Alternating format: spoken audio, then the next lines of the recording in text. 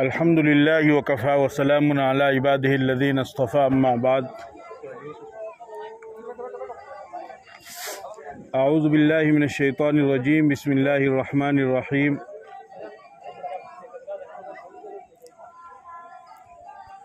كل نفس ذائقة الموت وإنما توفون أجوركم يوم القيامة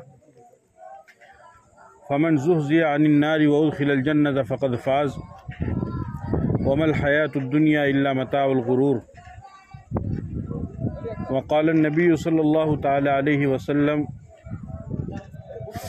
من كان آخر كلامه لا إله إلا الله دخل الجنة أو كما قال عليه الصلاة والسلام۔ میرے محترم بزرگوں اور دوستو، اللہ رب العزت نے پہلے دن سے ہی اپنا یہ نظام بنا رکھا ہے کہ جو بھی دنیا میں آئے گا وہ دنیا چھوڑ کر کے ایک نہ ایک دن ضرور جائے گا۔ اس میں کسی بھی طرح کا کسی کا بھی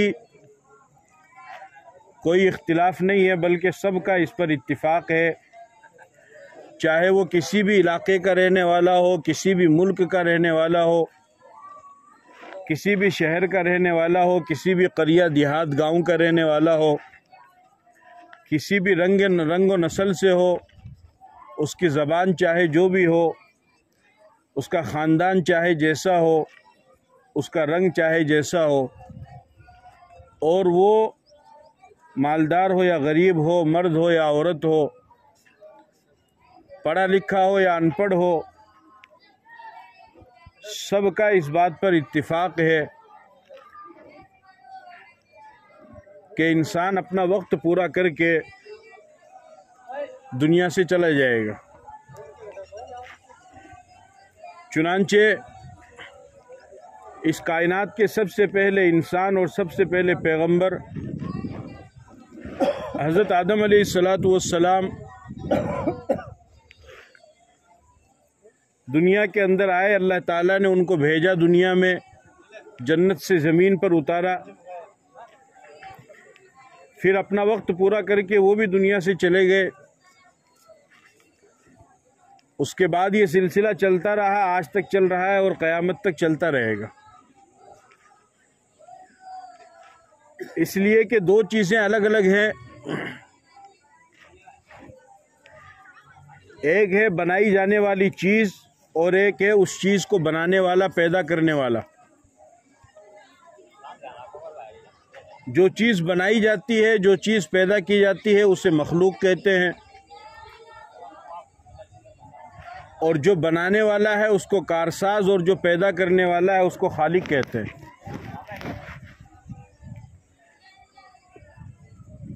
خالق اور مخلوق کے درمیان، یعنی دوسرے الفاظ میں یوں سمجھیے کہ خدا اور بندے کے درمیان ایک فرق یہ ہے کہ خدا کی ذات ہمیشہ رہنے والی ہے اور بندے کی ذات ہمیشہ رہنے والی نہیں ہے۔ اگر بندے کی ذات بھی ہمیشہ رہنے والی ہو تو بظاہر خدا کی ذات میں اور بندوں کی ذات میں، یعنی خالق اور مخلوق میں کوئی فرق نہیں رہے گا۔ تو اللہ کی ذات، خدا کی ذات ہمیشہ رہنے والی ہے۔ اس کے علاوہ جو بھی بندے ہیں اور اللہ کی ذات کے علاوہ جتنی بھی چیزیں ہیں وہ تمام کی تمام مخلوق ہیں، یعنی اللہ کی پیدا کی ہوئی ہیں، چاہے وہ انسان ہو، فرشتے ہوں، جنات ہو، زمین ہو، آسمان ہو، چاند سورج ہو، جتنی بھی چیزیں ہیں وہ تمام کی تمام مخلوق ہے، اللہ کی پیدا کی ہوئی ہے۔ تو بقا اور دوام اور ہمیشگی وہ صرف اور صرف اللہ کی ذات کو ہے۔ اس کے علاوہ جو مخلوقات ہے وہ مخلوق اپنے اپنے وقت پر ختم ہو جائیں گی، تہس نہس ہو جائیں گی۔ جس طریقے سے انسان اپنا وقت پورا کر کے دنیا سے چلا جاتا ہے، اسی طریقے سے ایک وقت آئے گا جب اللہ تعالیٰ فیصلہ فرمائیں گے، جب اللہ تعالیٰ کا حکم ہوگا تو اللہ کی یہ جو لمبی چوڑی مخلوق ہے، آسمان کی شکل میں ہمارے سروں کے اوپر جو چھت کی شکل میں موجود ہے، وہ آسمان بھی ٹوٹ پھوٹ جائے گا، وہ بھی ختم ہو جائے گا۔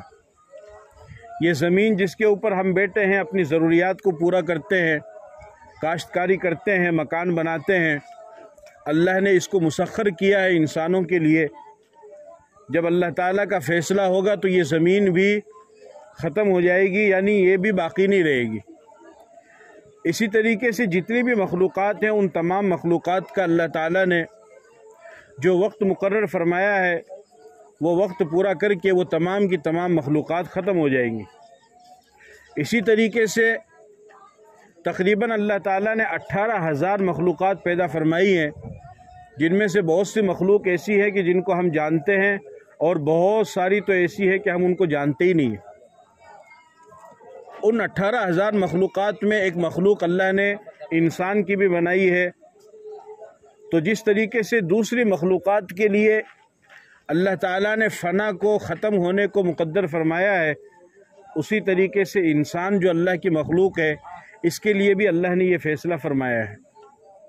چنانچہ اب جو بھی مخلوقات میں آئے گا، یعنی جو بھی بندہ ہوگا، چاہے وہ کوئی بھی ہو، دینی اعتبار سے بڑا ہو یا دنیاوی اعتبار سے بڑا ہو یا کوئی بھی ہو، اگر وہ مخلوق ہے تو پھر اس کو ایک نہ ایک دن ضرور موت آئے گی۔ آپ نیکوں کی مثال لے لیجئے اور گنہگاروں کی مثال لے لیجئے۔ نیکوں میں، بزرگوں میں، تقوی والوں میں سب سے زیادہ متقی اور پرہیزگار اس کائنات میں، اس روئے زمین پر اگر کوئی جماعت ہے تو وہ انبیاء کرام علیہم السلام کی جماعت ہے اور انبیاء علیہم السلام کا طبقہ ہے۔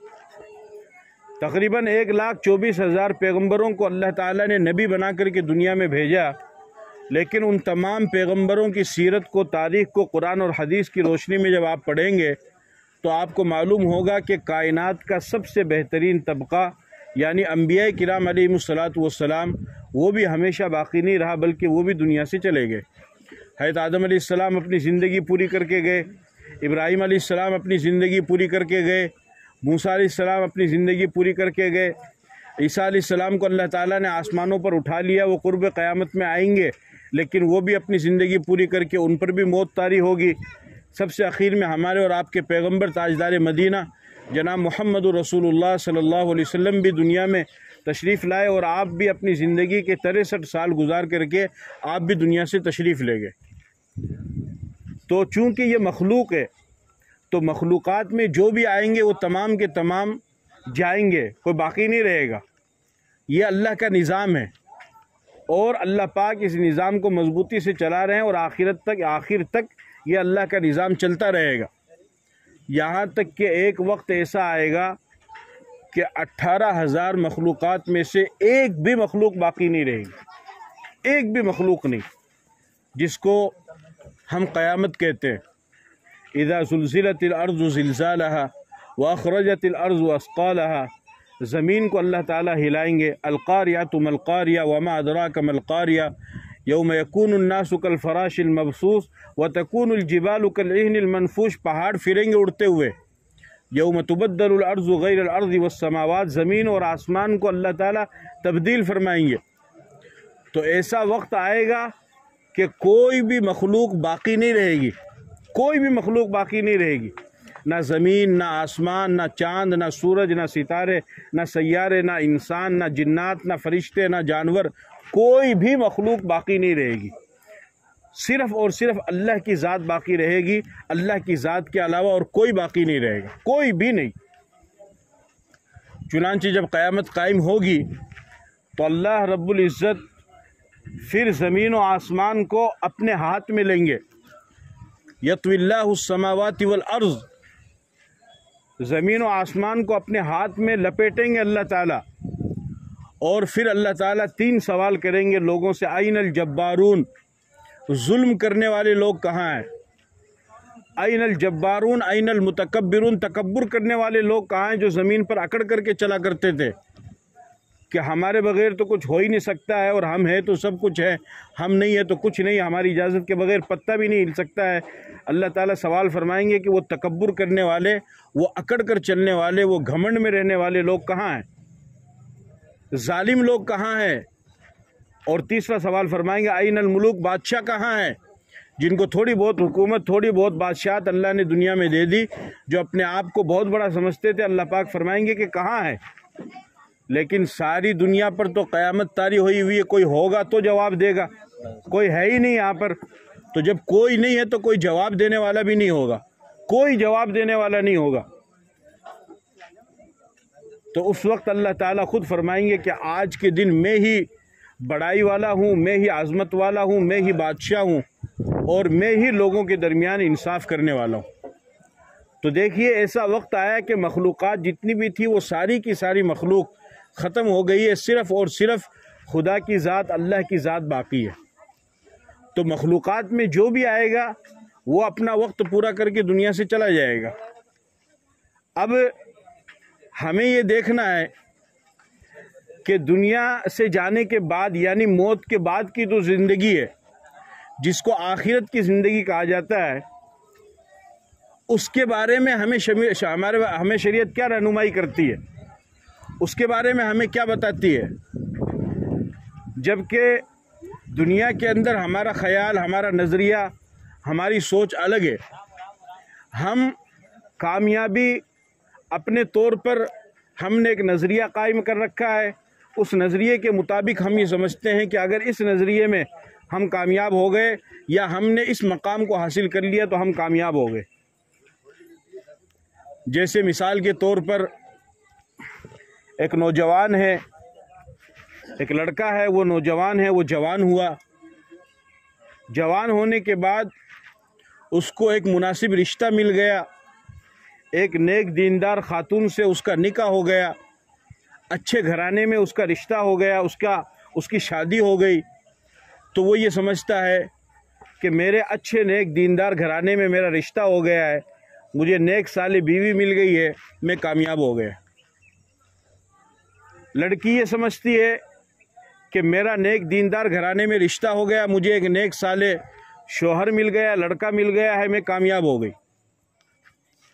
شادی کے سال، 2 سال، 3 سال کے بعد میں اللہ تعالیٰ دونوں میاں بیوی کو اولاد کی نعمت سے نوازتے ہیں، تو پھر دونوں کا یہ خیال ہوتا ہے کہ ہم کامیاب ہو گئے اس لیے کہ ہمیں اولاد مل گئی ہے۔ بہت سے لوگ ایسے ہیں کہ جن کے شادی بیاہ کو 10، 20، 30 سال گزر گئے لیکن ان کو اولاد نہیں ہوئی۔ اس کے بعد میں پھر وہ نوجوان لڑکا کام پہ لگتا ہے، بزنس پہ لگتا ہے، اچھا خاصا پیسہ کمانے لگتا ہے، تو وہ یہ سمجھتا ہے کہ اب میں کامیاب ہو گیا اس لیے کہ میری اچھی جاب لگ گئی ہے اور میں اچھا خاصا پیسہ کمانے لگ گیا ہوں اور میں کامیاب ہو گیا۔ اسی طریقے سے انسان کسی بھی فیلڈ میں اترتا ہے، وہ دکان کھولتا ہے، اس کی دکان خوب چلنے لگتی ہے، وہ کوئی بزنس چالو کرتا ہے، اس کا بزنس ترقی پہ جاتا ہے، یا وہ باہر چلا جاتا ہے، باہر اس کو اچھی جاب مل جاتی ہے، اچھی کمپنی میں وہ فورمین لگ جاتا ہے، یا اس طریقے سے وہ جس مقصد کو حاصل کرنا چاہتا ہے اس مقصد کو وہ دنیا میں حاصل کرتا ہے۔ اگر سیاست کی لائن میں جاتا ہے، راجنیتک میں جاتا ہے، اس میں وہ پارشد بنتا ہے، پھر اس کے بعد میں MLA بنتا ہے، MP بنتا ہے، یا اور بھی آگے ترقی کرتا ہے، تو وہ جتنا آگے بڑھتا جاتا ہے وہ اس کا خیال یہ ہوتا ہے کہ میں اتنا ہی کامیاب ہو گیا۔ تو دنیا کے اندر انسان نے اپنا ایک نظریہ قائم کر رکھا ہے، اپنی ایک سوچ، اپنا ایک معیار، اپنا ایک پیمانہ، اپنا ایک لیول طے کر رکھا ہے کہ جب ہم اس پیمانے پر پہنچیں گے، اس مقام پر پہنچیں گے تو گویا کہ ہم کامیاب ہو گئے، جیسے میں نے آپ کو مثال دی۔ لیکن سوال یہ پیدا ہوتا ہے کہ ہم کو پیدا کرنے والا خدا، وہ کامیابی کسے کہتا ہے؟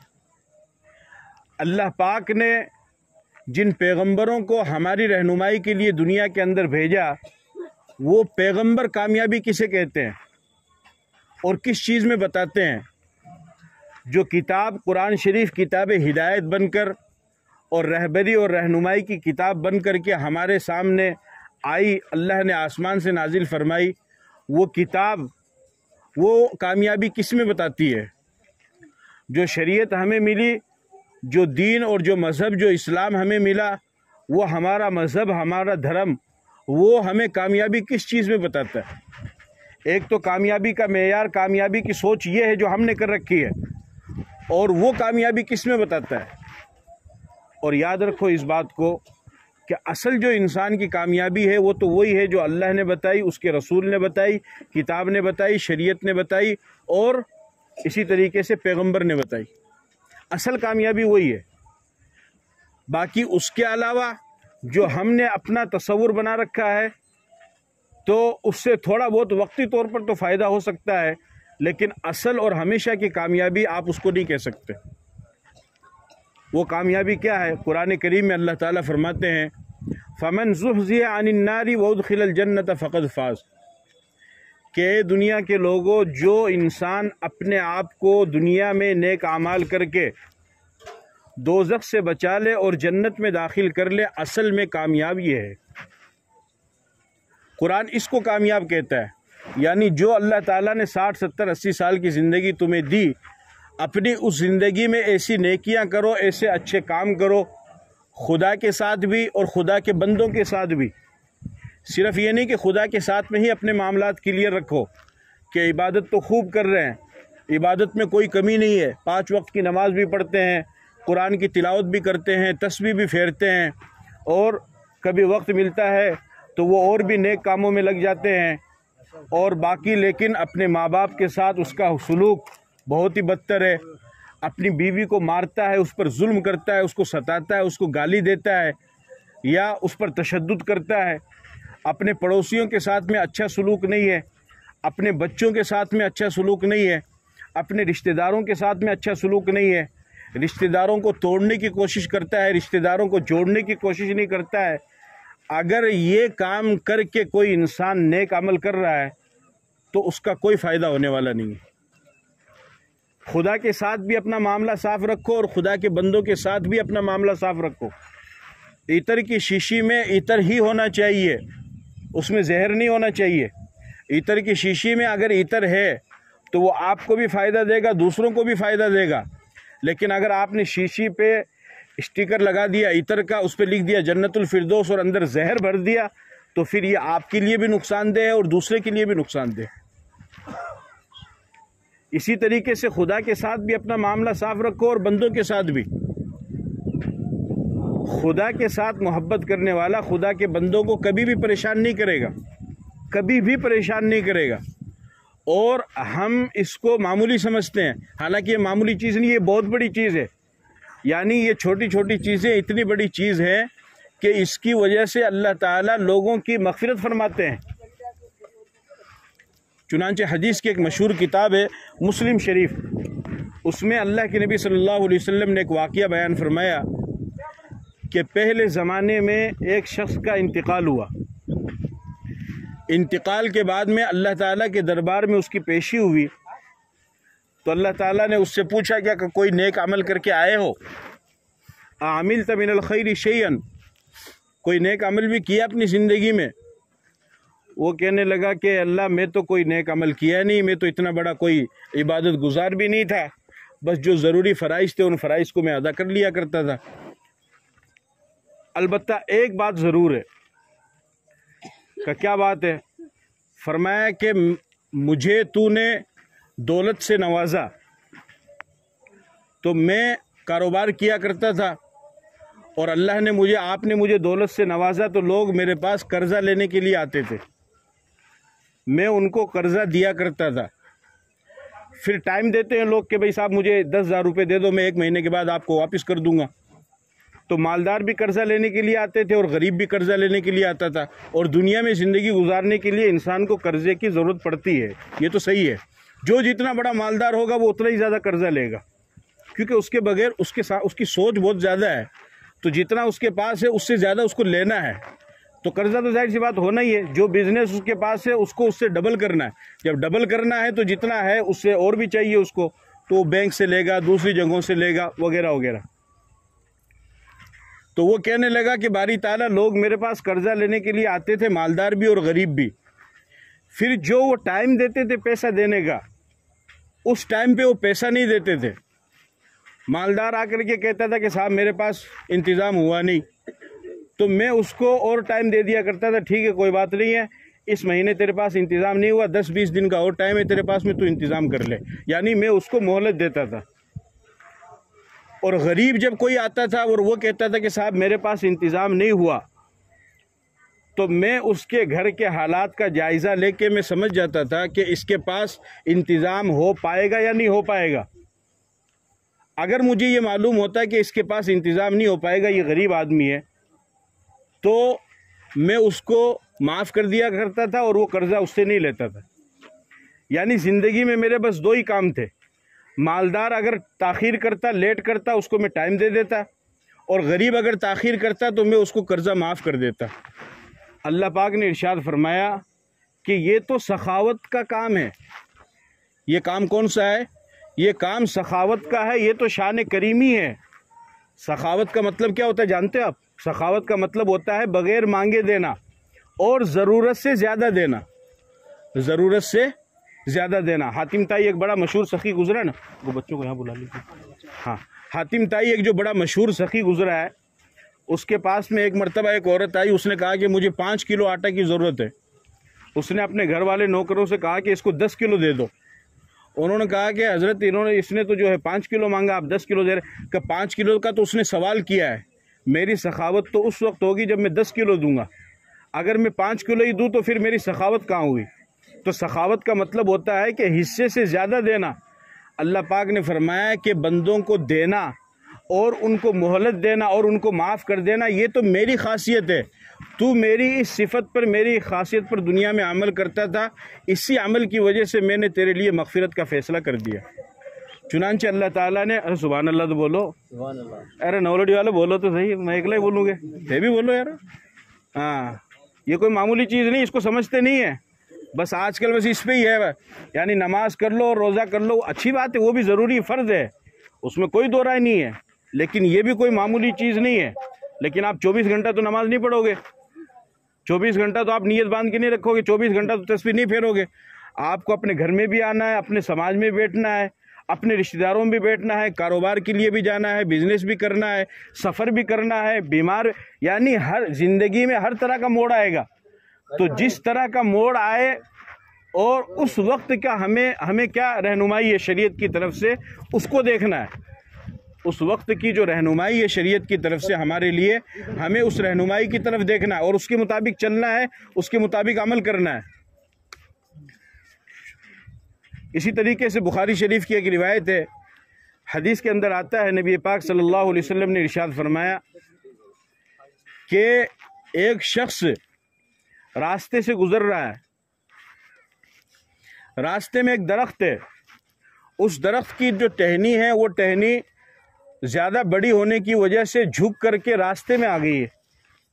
آپ نے دیکھا ہوگا آج کل بہت سارے درخت ہوتے تو اندر ہے، لیکن ان کی ٹہنی بڑی ہوتی ہے تو جھک کر کے راستے میں آ جاتی ہے، جس سے آنے جانے والوں کو پریشانی ہوتی ہے۔ چنانچہ ایک شخص وہاں پر سے گزرا، اس نے دیکھا کہ اس ٹہنی کی وجہ سے آنے جانے والے لوگوں کو پریشانی ہوتی ہے، اس نے اس ٹہنی کو کاٹ دیا۔ اللہ تعالیٰ نے اس کے اس عمل کی قدر کی اور اس کے اس چھوٹے سے عمل کی وجہ سے اللہ نے اس کے لیے مغفرت کا فیصلہ کر دیا۔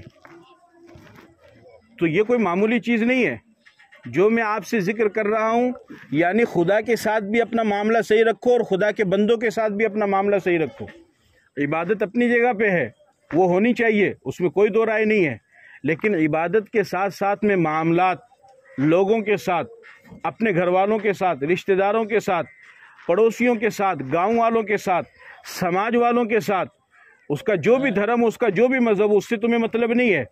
تمہارا کام تو ہے انسانیت کی بنیاد پر ان کے ساتھ اچھا سلوک کرنا، بلکہ جس مذہب کو، دھرم کو ہم ماننے والے ہیں، اسلام، وہ انسان تو بہت دور کی بات ہے، وہ تو بے زبان کے ساتھ اور جانوروں کے ساتھ بھی اچھا کام کرنے کا اور حسن سلوک کرنے کا حکم دیتا ہے، جانوروں کے ساتھ بھی۔ اور اگر کوئی اس کے ساتھ میں کرے تو اللہ تعالیٰ اس کے لیے بھی مغفرت کا فیصلہ فرماتے ہیں۔ آپ نے سنا ہوگا فاحشہ عورت کا قصہ کہ اس نے ایک کتے کو پانی پلایا، اللہ تعالیٰ نے اس کی وجہ سے اس کے لیے مغفرت کا فیصلہ کر دیا۔ تو کامیابی کا تصور ایک تو ہم نے طے کیا ہے اور ایک شریعت نے، اسلام نے ہمیں بتایا ہے۔ اسلام نے جو کامیابی کا تصور بتایا ہے، اصل کامیابی وہی ہے۔ تو مرنے کے بعد کی جو زندگی ہے، آخرت کی جو زندگی ہے، اس زندگی کو سامنے رکھنا ہے اور اس زندگی کی کامیابی کے لیے ہی اللہ تعالیٰ نے اور اس کی تیاری کے لیے اللہ تعالیٰ نے اس دنیا کے اندر ہمیں بھیجا ہے۔ اپنی زندگی کے اندر اپنے نیک اعمال کے ساتھ، اپنی اچھی عادت کے ساتھ، اچھے اخلاق کے ساتھ، خدا کے ساتھ اور بندوں کے ساتھ اچھا معاملہ کرتے ہوئے جب آپ دنیا سے جائیں گے تو یہ آپ کی مغفرت کے لیے کافی ہو جائے گا۔ اور یہ جو موقع اللہ تعالیٰ نے دیا ہے یہ موقع صرف زندگی تک ہی محدود ہے. جب زندگی ختم ہو جائے گی پھر یہ موقع ختم ہو جائے گا، پھر یہ موقع باقی نہیں رہے گا. چنانچہ حدیث کے اندر آتا ہے، آپ صلی اللہ علیہ وسلم نے فرمایا اذا مات الانسان انقطع عنه عمله عن ثلاث، کہ جب انسان مر جاتا ہے تو اس کے عمل کا سلسلہ ختم ہو جاتا ہے. اب کوئی بھی اچھا یا برا عمل ہو، کوئی بھی ہو، انسان نہیں کر سکتا ہے. جو کچھ بھی آپ کو کرنا ہے صرف اپنی زندگی کے اندر، زندگی ختم ہونے کے بعد تو آپ جو کچھ آپ نے کیا ہے اس کا صلہ ملے گا، اس کا بدلہ ملے گا. آپ عمل نہیں کر سکتے. دنیا دار العمل ہے اور آخرت دار الجزا ہے. یعنی یہاں پر عمل کرنے کی جگہ ہے یہ دنیا، اور آخرت وہ بدلہ ملنے کی جگہ ہے. جو بھی آپ نے عمل کیا ہے اس کا بدلہ آخرت میں ملے گا. آپ کو اپنی زندگی کے اندر ہی کرنا ہے. لیکن شریعت نے ہمارے لیے ایک آسانی پیدا فرمائی ہے، اور وہ آسانی یہ پیدا فرمائی، اللہ تعالیٰ نے اپنا خاص فضل اور کرم ہم بندوں کے اوپر یہ بھی کیا کہ انسان کے دنیا سے جانے کے بعد ایک راستہ اللہ تعالیٰ نے چالو رکھا کہ انسان کے دنیا سے جانے کے بعد اگر اس کے رشتہ دار، اس کے گھر والے، اس کے وارث، اس کے بال بچے اس رستے پر چلیں اور اللہ کے اس حکم پر عمل کریں تو پھر بے شک مرنے پر انسان کے عمل کا سلسلہ ختم ہو جاتا ہے. لیکن اس ایک رستے پر چلنے کی وجہ سے اللہ تعالیٰ مرنے کے بعد بھی انسان کو ثواب عطا فرماتے،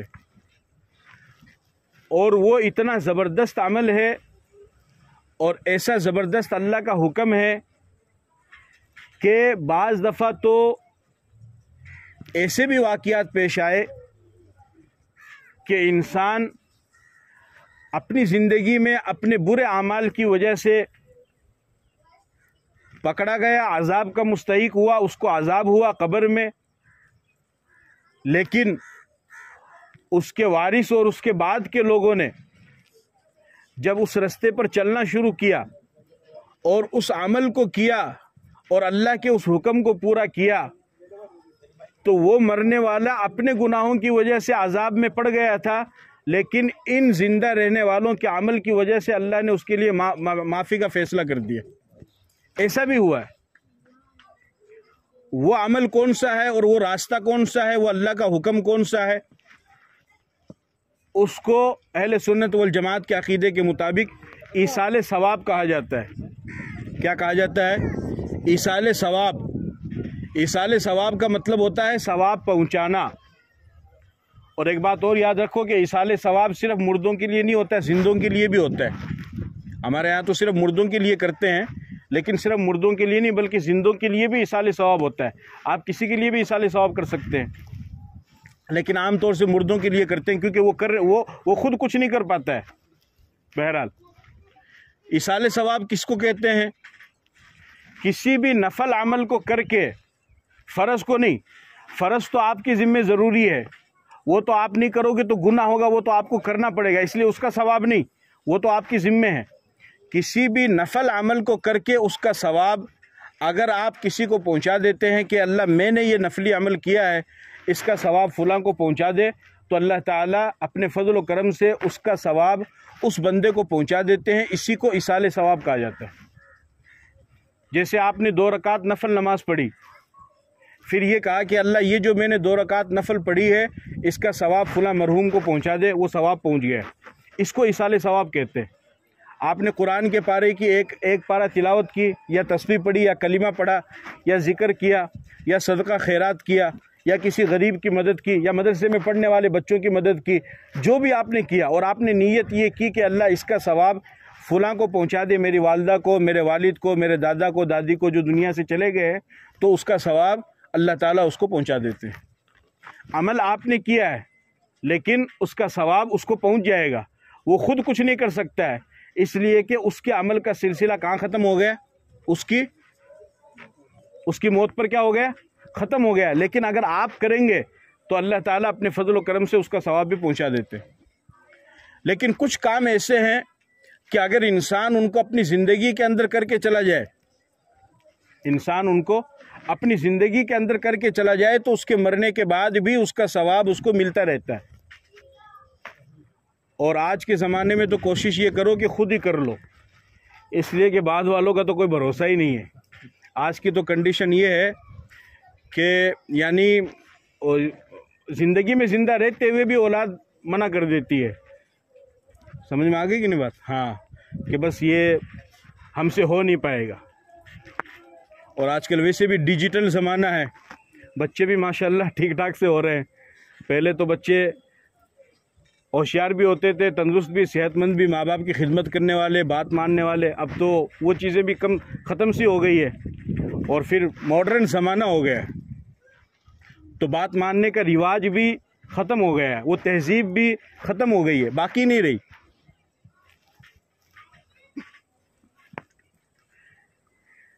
ایک باپ، اس کے 2 بیٹے تھے، ایک لطیفہ سنا دیتا ہوں آپ کو۔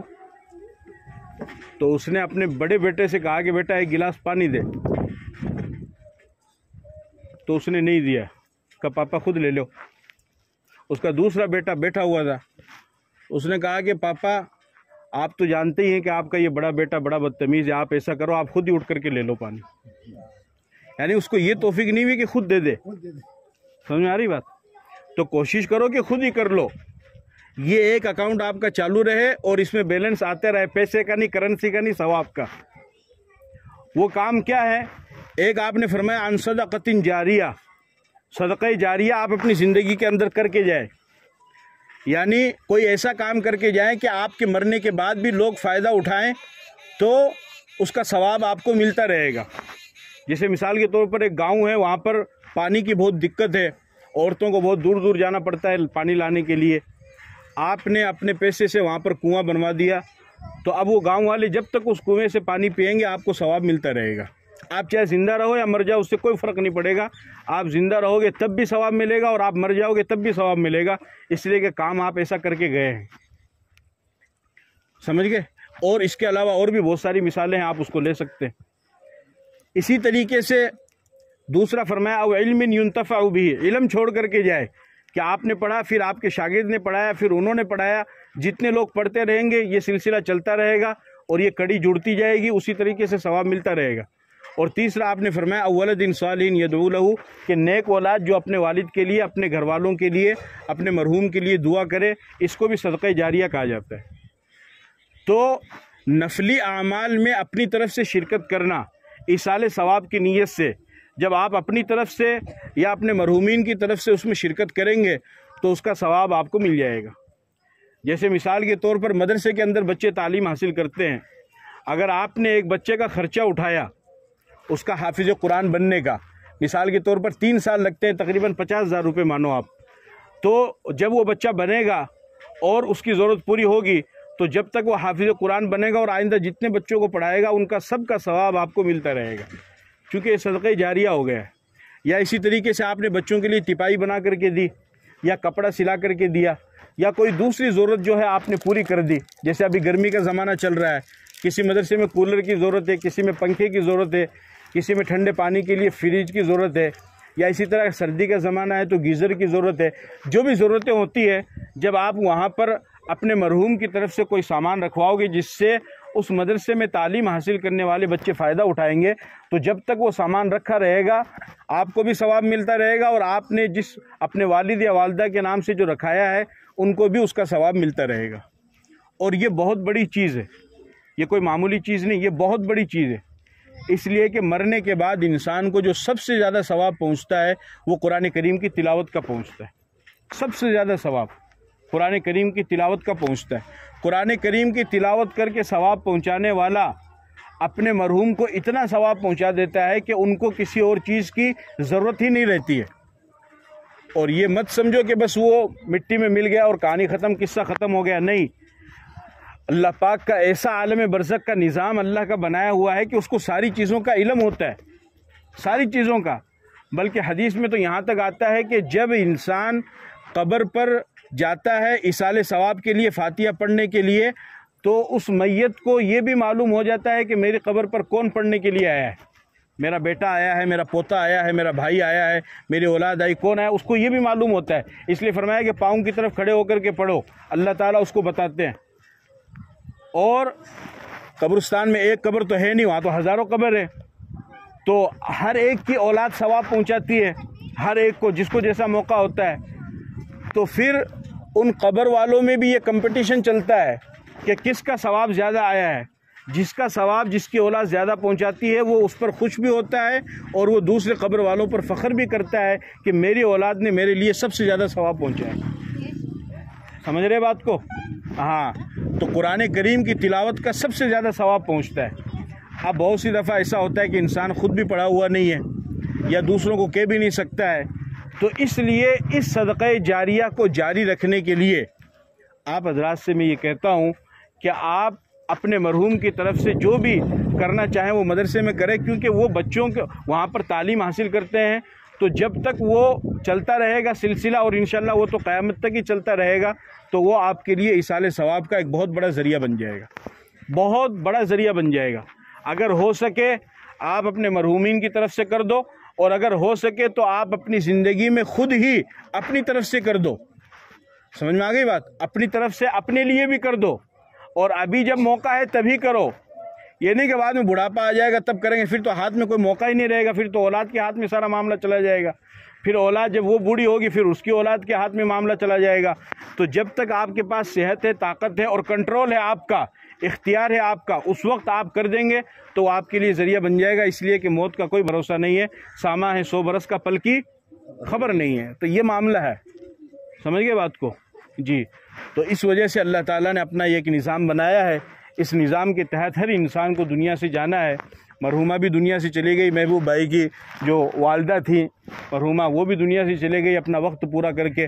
اور ہر ایک کو اس دنیا سے جانا ہے، اور آخرت کی ایک زندگی ہے، اس میں ہمیں نے جو بھی اپنی زندگی میں کیا ہے اس کا حساب بھی دینا ہے اللہ تعالیٰ کے سامنے. اس لیے جو بھی باتیں میں نے آپ کے سامنے رکھی ہیں آپ کوشش کریں کہ ان باتوں پر عمل کریں، اور جو بھی آپ ایصال ثواب. اب مرنے والا مرنے کے بعد آپ کی کسی بھی چیز کا محتاج نہیں ہے، وہ صرف آپ کے ایک چیز کا محتاج ہے کہ آپ اس کو کتنا ثواب پہنچاتے ہیں. جتنا زیادہ آپ ثواب پہنچائیں گے اتنا ہی زیادہ اس کو خوشی ہوگی. حدیث کے اندر یہاں تک آتا ہے، نبی پاک صلی اللہ علیہ وسلم نے ارشاد فرمایا کہ جنت میں ایک انسان کا درجہ بڑھ جاتا ہے. کیا بڑھ جاتا ہے؟ کیا بڑھ جاتا ہے؟ درجہ بڑھ جاتا ہے. معافی نہیں ہوتی، معافی تو پہلے ہوئی ہوئی، اس کی درجات بھی بڑھتے ہیں نا. وَلِكُلٍّ دَرَجَاتٌ مِّمَّا عَمِلُوا، مقام ہوتا ہے نا، تو اس کا اسٹیٹس بڑھتا ہے، حیثیت اس کی بڑھتی ہے. تو فرشتے پوچھتے ہیں کہ اللہ یہ تو مرا ہوا ہے اور یہ پہلے سے ہی جنت میں ہے، تو اس نے تو کوئی ایسا عمل کیا بھی نہیں کہ جس کی وجہ سے اس کا درجہ بڑھ جائے، تو اس کا درجہ کیسے بڑھ گیا؟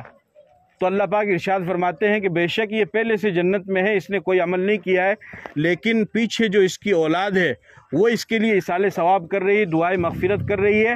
ان کے دعائے مغفرت اور ایصال ثواب کی وجہ سے میں نے اس کو صرف معاف نہیں کیا بلکہ جنت میں بھی اس کو درجہ بڑھا دیا، VIP مقام دیا.